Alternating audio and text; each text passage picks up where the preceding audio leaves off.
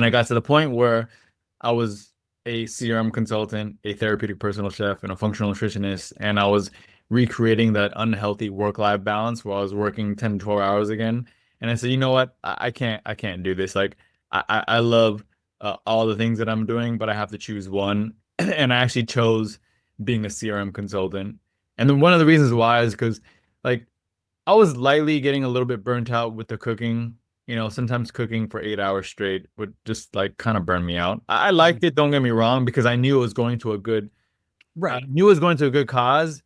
But then in the back of my mind, I was like, man, I just want to do something where I could just use my mind and just use my mind and not have to cook every day because I'm gonna lose my love for cooking as well. Yeah. You know, and I don't want to Yeah. lose that love for cooking for myself and for people in my family or friends or whatnot. Yeah. And so it kind of was a blessing in disguise where I got those opportunities as a CRM consultant and I could have the ability to choose that. And I did choose being a CRM consultant 100%. And I told my networking community, the people that really know me very well, I told them, hey, I'm pivoting back to technology. A lot of my networking partners weren't surprised. They said, hey, you're really good at technology anyways in CRM, so Yeah. we're still going to support you. So I was happy about that. And then some of my networking partners actually became my customers.